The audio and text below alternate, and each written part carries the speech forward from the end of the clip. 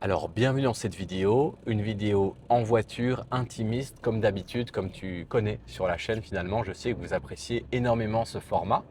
Aujourd'hui, j'avais envie de changer un petit peu la dynamique et donc je t'ai embarqué avec moi comme si tu étais en passager.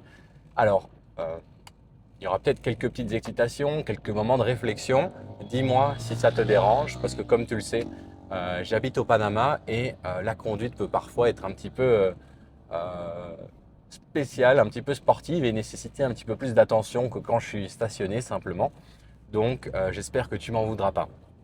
Aujourd'hui, j'avais envie de parler avec toi un petit peu à quel point finalement être trader rentable et en faire un métier, ça peut être simple.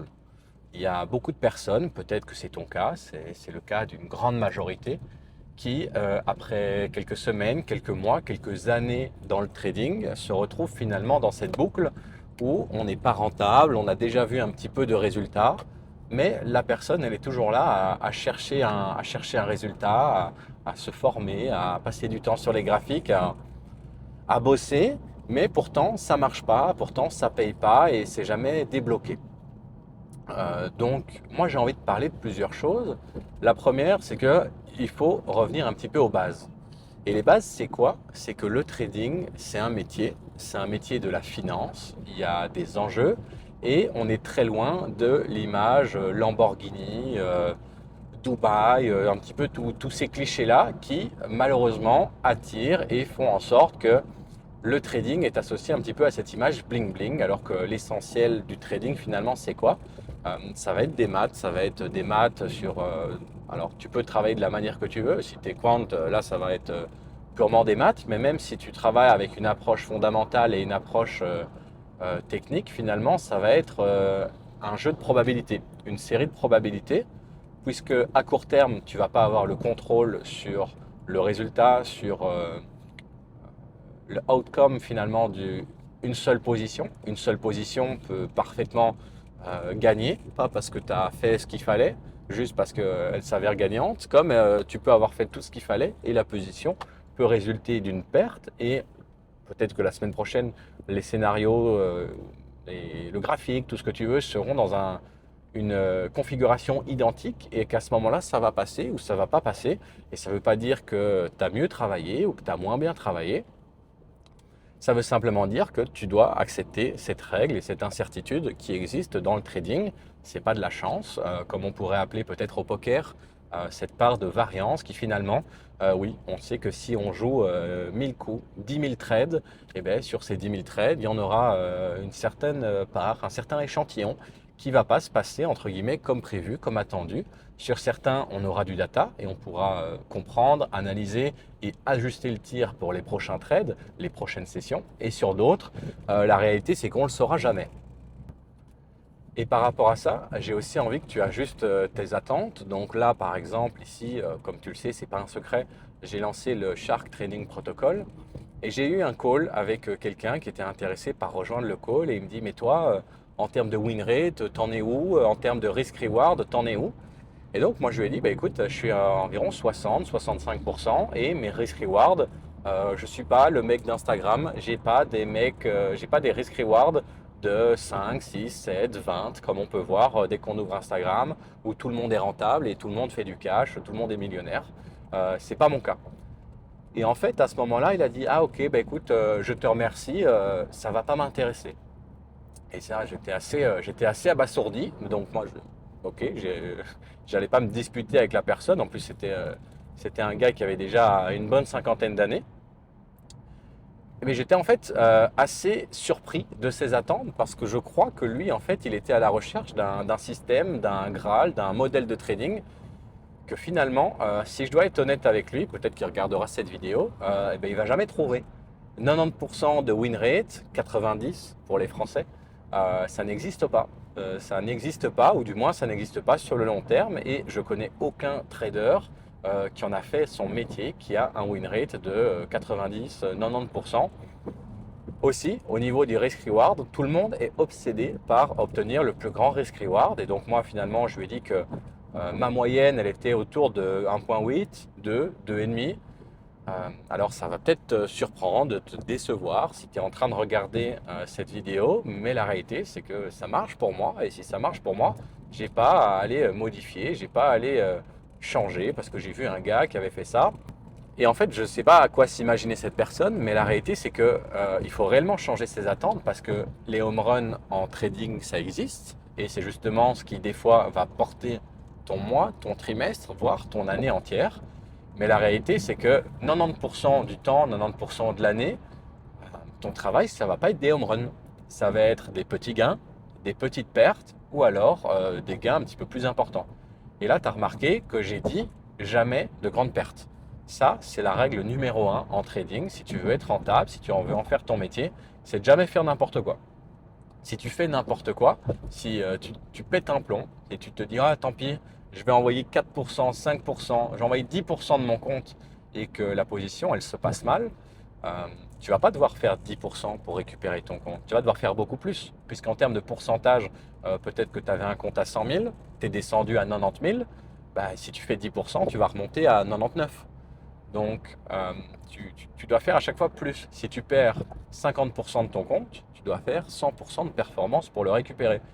Et ça, c'est quelque chose que les gens ils sous-estiment et ils ont tendance toujours à croire qu'il va y avoir cette recette miracle qui va faire que tu vas avoir directement le Graal et que ça y est, une fois que tu auras compris, demain, tu seras rentable alors que ce n'est pas du tout le cas. Et ici, j'ai envie de te parler de quelque chose. J'ai envie que tu t'imagines que j'ai une proposition de travail pour toi. Oublie le trading, mets le trading de côté, puisque le contrat que j'ai pour toi, ça va être un emploi de contrôleur aérien. Alors là, ici, peut-être que tu vas te dire, mais attends, de quoi il me parle? On est sur une chaîne trading. Andrew, il fait du trading, il fait de l'IMO. Et maintenant, il me parle qu'il a un contrat de travail de contrôleur aérien. La réalité, c'est que si demain, alors peu importe ton métier, je ne sais pas dans quoi tu exerces, si tu détestes les avions, trouve peut-être un autre exemple. Mais si demain, je te propose un contrat de contrôleur aérien, je te dis, voilà, tu vas être en formation pendant les 3 prochaines années. Pendant les 3 prochaines années, tu vas apprendre le métier, tu vas avoir un salaire correct, tu ne seras pas millionnaire pendant les 3 prochaines années, mais tu vas avoir un salaire correct et tu vas pouvoir construire des fondations solides, apprendre le métier et surtout connaître les conséquences, puisque si tu fais mal ton boulot, tu vas poser un avion alors qu'il y en a un autre sur la piste de décollage et forcément les conséquences, tu t'en doutes, c'est pas optimal. Et donc si je te dis ça et que je te dis que pendant cette période d'apprentissage, tu vas être payé 3, 4, 5 000 euros et qu'au bout des 3 ans, tu auras une position, un travail assez confortable qui sera identique à celui que tu auras fait durant tes années d'apprentissage, mais qu'à ce moment-là, tu seras full-time, tu seras professionnel et ta rémunération, ce sera 15 ou 20 000 euros.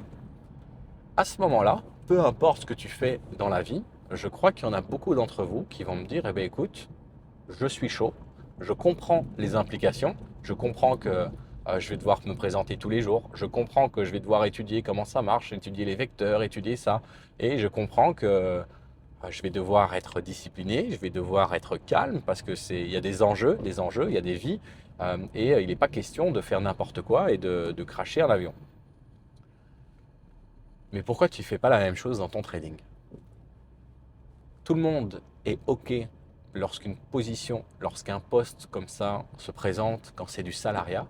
Et quand il n'y a plus personne pour te taper sur les doigts, quand il n'y a plus personne pour te dire ah, attention, là il y a des enjeux, parce qu'il n'y a personne derrière toi au-dessus de ton épaule, tu te dis ah, c'est bon, je peux risquer un petit peu plus. Allez, j'ai perdu celui-là, mais je vais re-rentrer aujourd'hui, je le sens bien. Non, tu es contrôleur ou tu n'es pas contrôleur. Euh, le trading, c'est un métier, comme je te l'ai dit en début de vidéo. Il y a des enjeux, il y a des conséquences. Et si tu veux devenir professionnel, tu dois te comporter comme un professionnel. C'est pas parce que tu n'as pas un boss, parce que tu n'es pas à Wall Street, parce que tu n'as pas mis la cravate, peut-être que tu trades dans ta chambre, peut-être que tu trades dans ton appartement, peut-être que tu trades n'importe où dans ton salon. C'est pas parce que tu es là que ça y est, tu dois faire n'importe quoi. La question, c'est à quel point est-ce que tu veux être sérieux? Est-ce que tu veux réussir, oui ou non?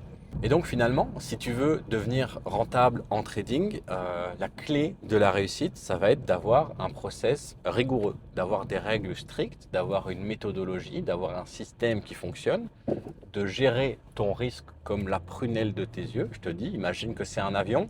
Il n'est pas question de dire, bon, c'est bon, j'ai déjà posé un avion correctement. Bon, celui-là, on va être un peu moins regardant parce qu'on en a déjà posé un correctement. Tu te rends compte de la folie que tu es en train de dire et de la folie que tu es en train de faire.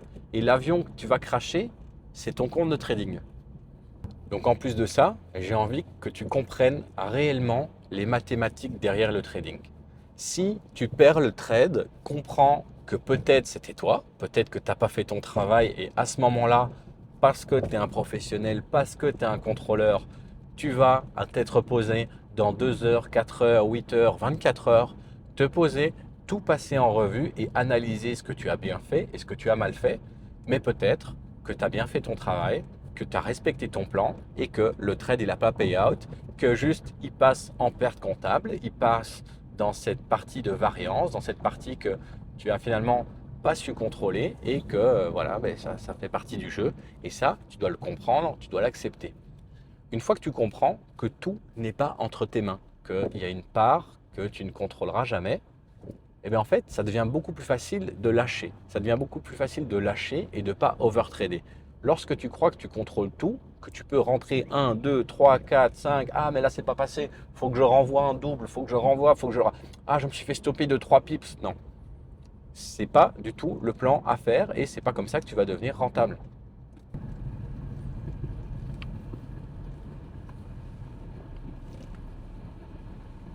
Et la réalité, que tu veuilles l'accepter ou non, la raison pour laquelle tu te comportes comme ça, à vouloir faire du revenge trading, à faire de l'overtrading, à faire des sessions, à exécuter des trades quand tu ne devrais pas les exécuter, à augmenter la taille, c'est parce que finalement, tu n'es pas intéressé par le trading, tu es intéressé par l'argent. Puisque la réalité, c'est que si je te demandais de faire le même travail de trader, de professionnel, juste d'être professionnel et d'exécuter et que ça ne changerait rien à ta rémunération en fin de mois, eh ben, j'ai aucun doute que tu cliquerais quand tu dois cliquer, que ah ben celui-là il est perdu, bon ben ok, je vais l'enregistrer dans mon cahier demain, mais en attendant, ma journée elle est terminée. J'espère que cette vidéo va te permettre de finalement reprogrammer ton cerveau, revenir à des basiques. Qu'est-ce que c'est le trading? C'est un métier de la finance qui exige une rigueur, dans lequel il y a des conséquences. Ne va pas planter ton avion, ne va pas le faire atterrir dans un champ, ne va pas le faire décoller n'importe comment et faire peur à tous les passagers. Ne va pas faire n'importe quoi parce qu'il y aura des conséquences à ça. Si aujourd'hui tu en as marre de chercher un setup, tu en as marre de chercher une recette miracle et que tu veux progresser, je viens de lancer le Shark Trading Protocol dans lequel je vais accompagner une poignée de personnes. Et quand je te dis que je vais accompagner, c'est réellement ce qui va se passer. C'est absolument pas une formation puisque tu vas échanger avec moi tous les jours. On va faire des appels vidéo à des moments clés pour t'assurer que tu puisses répliquer mon modèle robotique comme un employé, finalement un contrôleur aérien, t'assurer de pouvoir naviguer dans l'océan des marchés financiers. Si ça t'intéresse, il y aura un lien dans la description de la vidéo. Tu peux également réserver un appel. Il faut savoir que, comme je t'ai dit, mon objectif, c'est pas de former 5000 personnes. Mon objectif, c'est de former une poignée de personnes que je vais réellement transformer. Donc, si ça t'intéresse, le call de présentation pour poser tes questions, ce sera avec moi. Parce que déjà, les formateurs qui te disent qu'ils vont t'accompagner et l'appel d'onboarding, finalement, il n'est même pas avec eux. Je te laisserai en penser ce que tu as envie d'en penser.